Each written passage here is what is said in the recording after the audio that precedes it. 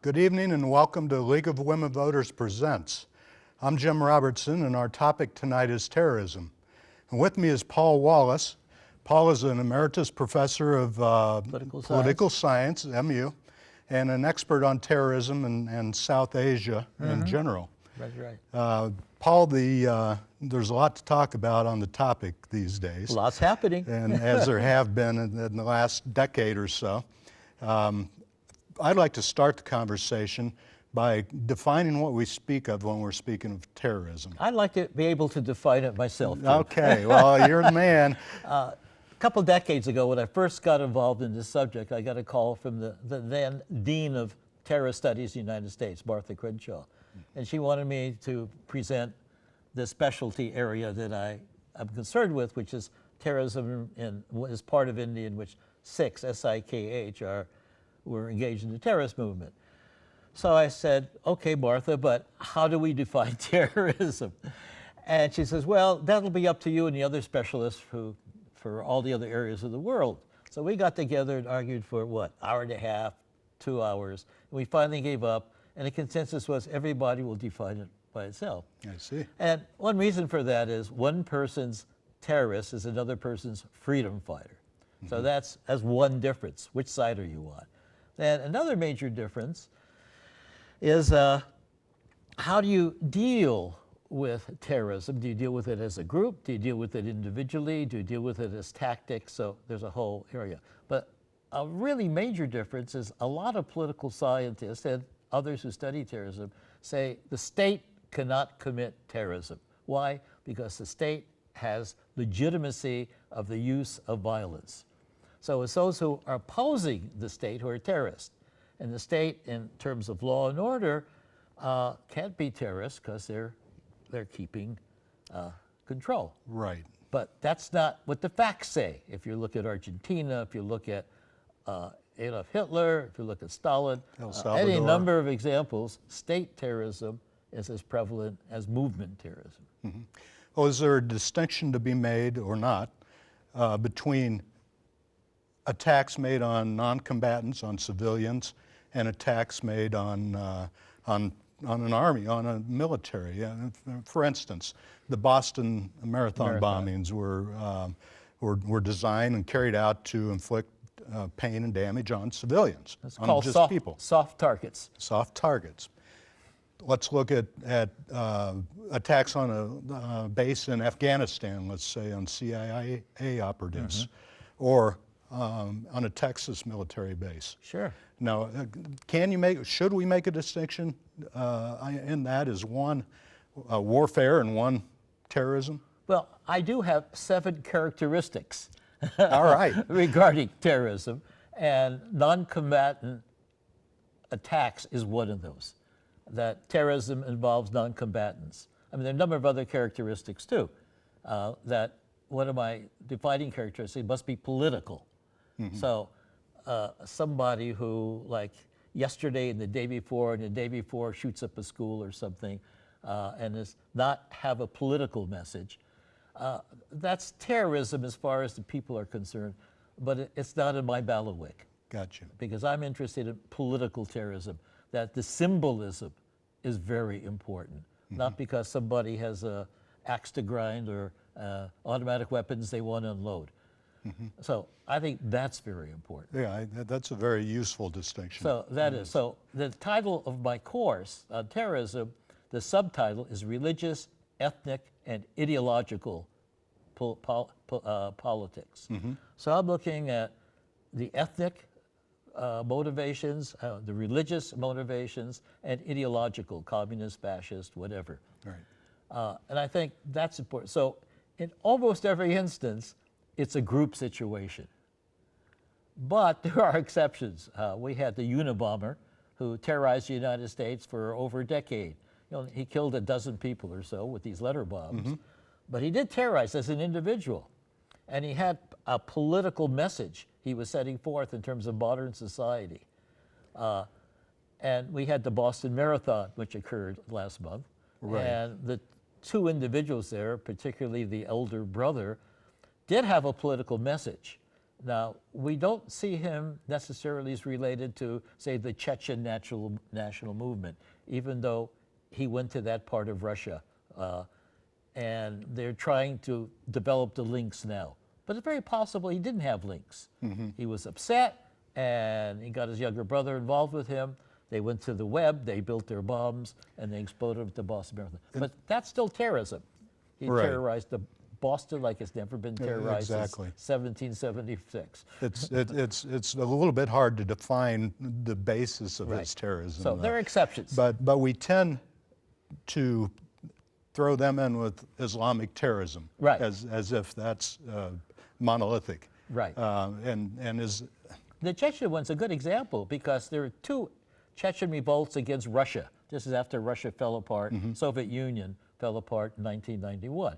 The first revolution against the Soviet Union, against Russia, with the Chechens seeking independence, was a nationalist expression.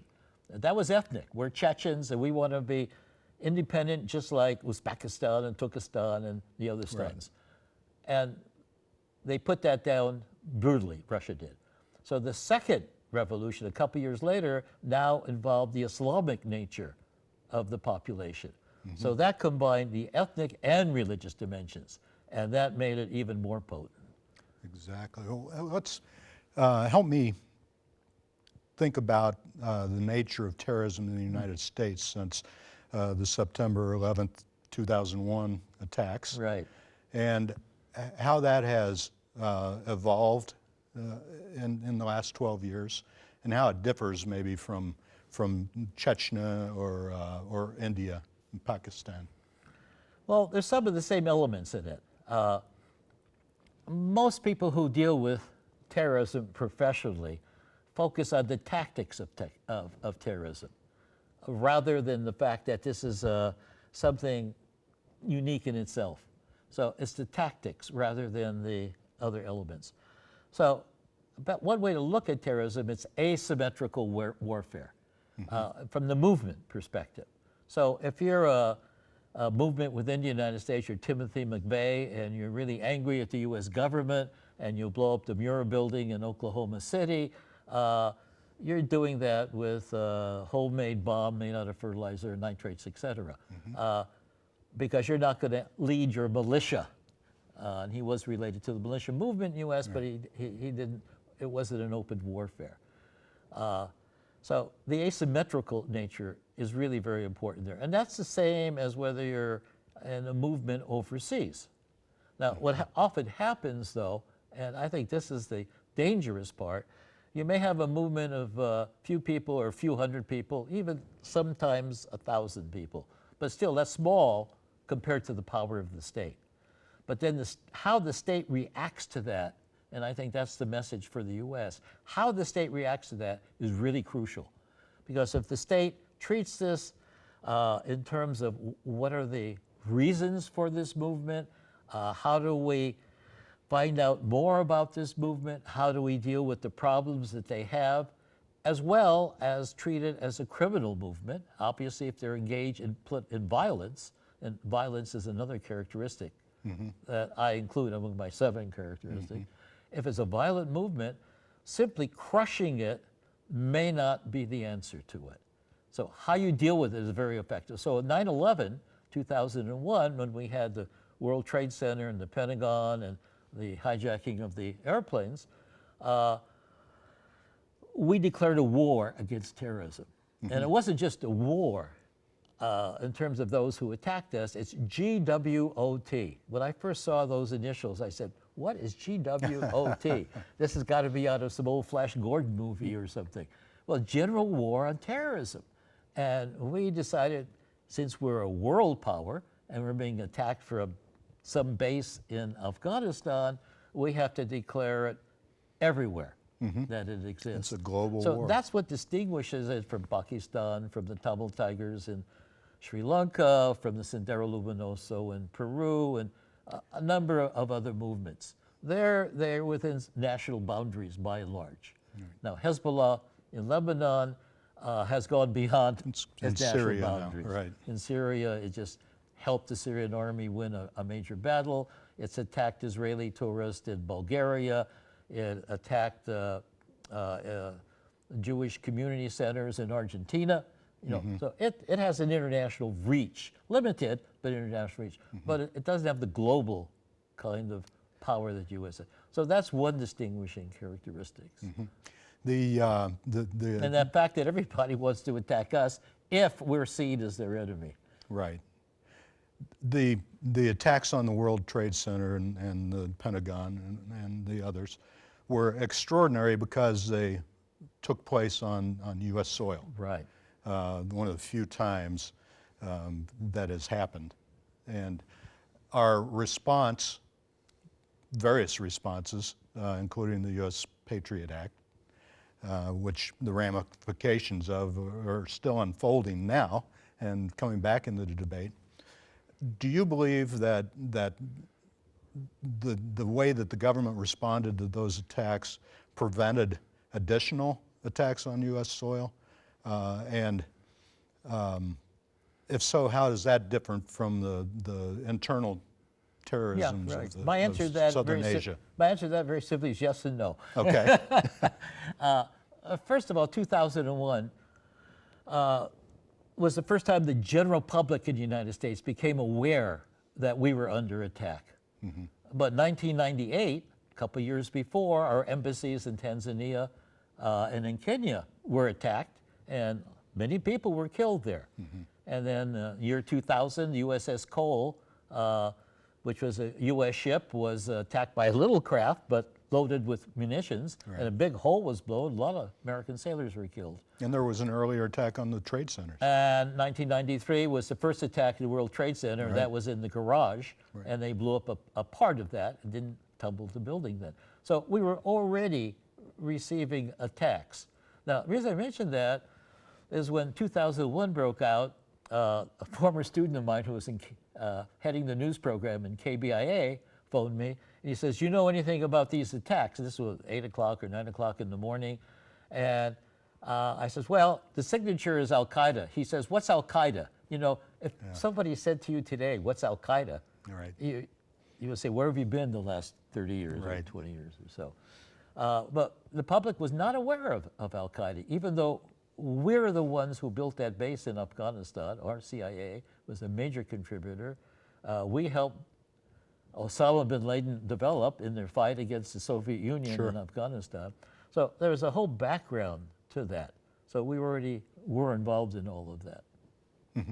And then the response by the government and Homeland Security, and as the heightened security, have the steps they've taken prevented subsequent attacks? Yeah, I was going to come back. That's a major question, I know.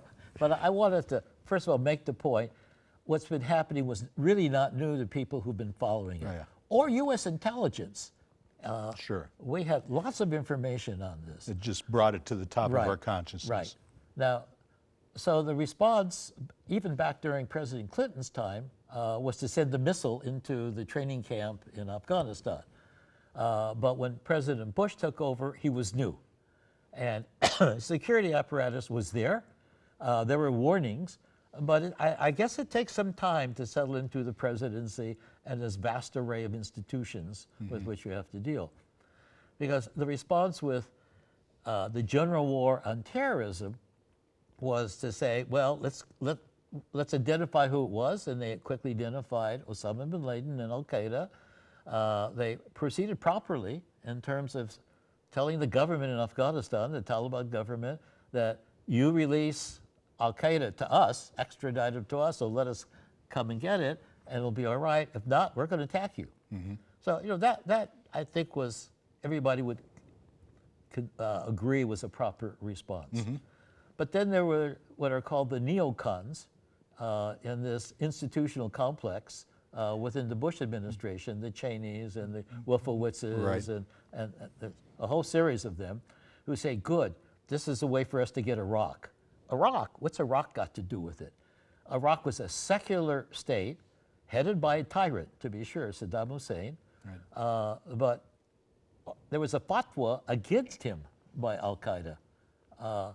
And so we decided to attack Iraq. Now, however you feel about that, it was perceived by Muslims in the Middle East as an attack upon Muslims.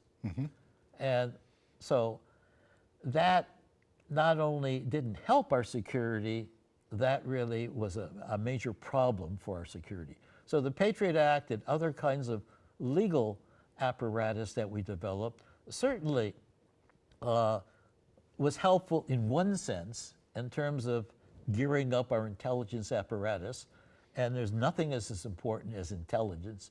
You could have all the weapons in the world, but if you don't know where to direct them, and if you don't know who you're dealing with, they're not going to be of great use.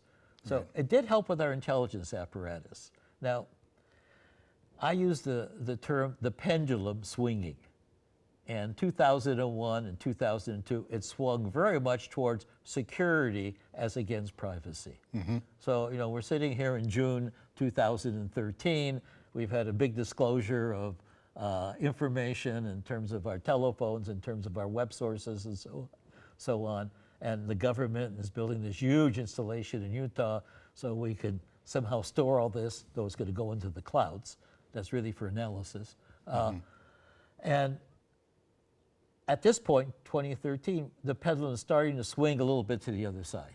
The Patriot Act said we have to give up some of our privacy for the purposes of security. In 2013, we're saying maybe it swung too far, and if this 29-year-old working for a subcontractor can come up with this kind of information, however questionable some of it may be, I'm not the one to judge that. There are over 1 million people with his security clearance. That's what's disturbing. That's the problem. And I think it's high time we had this discussion, whether the government likes it or not. The American people should know where their information's going. And it's interesting, it's not a pro or anti-Obama question now. Right. It's how do we proceed as a country to deal with the problems of security and privacy? Right. And that we badly need. And we may well decide that it's reasonable to collect a certain amount of information as long as we're comfortable in how it's used. And how, you know, one of the questions is who's using it and who's watching the users and who's watching the watchers who are watching the users. So it's kind of complex. So that's kind of a problem with an open society, an open democracy, isn't it? I mean, we love our freedoms, and we love our civil liberties, but we want to keep the bad guys away. Well, you know, Greece is not the most favorite country in the world today because of its economic problems. But I do have to go back to ancient Greece to deal with that question of security versus privacy and how much openness can you have. Because Pericles, that's in the ancient Greek period, when Athens was the repository of democracy. At a funeral, his funeral oration for those who lost their lives in the preceding year against Sparta in that famous war, in his funeral oration, he says, "We are an open city, and our enemies can come in and find out so much about us." But he says, that's also our strength. And if you give up liberty to achieve security, you've really lost it all. So where in that situation do you find a proper mix? That's the real question. That's the question. And we've got to continue to ask that. From my own perspective, I think transparency, and you're in the media, transparency is absolutely essential. It was Thomas Jefferson who said, in terms of newspapers and the media and transparency, that is the lifeblood. So. And I've got to say that the Obama administration has been somewhat of a disappointment in that regard. Absolutely. But that's no different than any other administration, really. Well, when you're in an institutional complex like that, it's hard to be the lone stranger. Right. So. How has the United States dodged or avoided some of the terrorist tactics like the suicide bombings that in the southern Asia that are so prevalent now? Why are we avoiding that? Well, one of the things, we have a little ocean between us and Europe. That's true. And the Middle East and so on. And we've had some luck. You know, the suicide bomber, this English Muslim, he did light his shoe, but it didn't work. Didn't work. And the passengers saw that and overcame him. We had the underwear bomber who also had a problem. So it's technologically, it's just not so easy to build a bomb that can be so effective. The latest one I saw, and I don't know if this is a family program or not, but there was explosive hidden in the rectum of an individual. So even though he was strip searched at the airport because he looked suspicious to the people, he still had the explosives within him. And when it went off, it just wasn't strong enough to have much of an effect. Except on him. The next time they can have a stronger kind of explosive. Right. So intelligence is the answer to that. We have developed our intelligence capacities to really a considerable degree. And the way you develop your intelligence is not antagonizing that ethnic, religious, or ideological group that's involved in those terrorist attempts. Because the best source for us finding out about radical Muslims is in the Muslim community. And we have to have cooperation with them.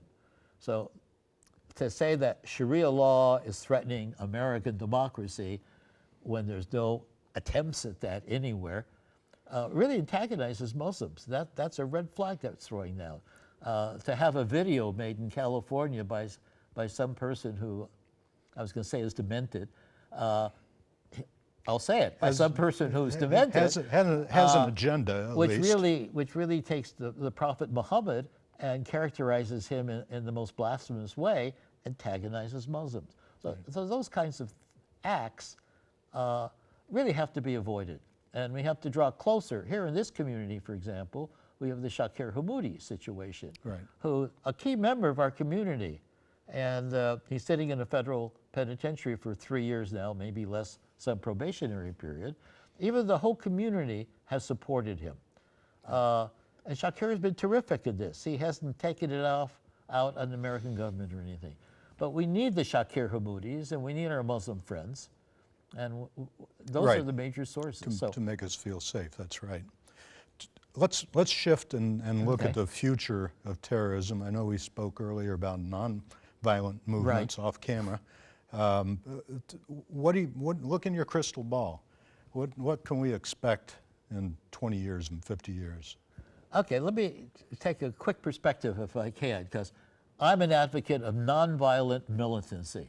Now, nonviolent militancy sounds like an oxymoron. How can you have nonviolent militancy? Well, the group that I specialize on, the Sikhs, S-I-K-H, and I pronounce it as they pronounce it in Punjab, India, where they're from, rather than Sikh, which is the more common pronunciation here. They had three major movements, one in 1920 to 25, where they regained control of their own temples, and even though the owners of those temples, this is during British period, when these owners of the temples were backed up by the British government in India, sent thugs to kill them, and many Sikhs were killed, but non-violently they protested. Gandhi said it was the best example of nonviolent movement that existed in India at that time. So 1921, they were successful.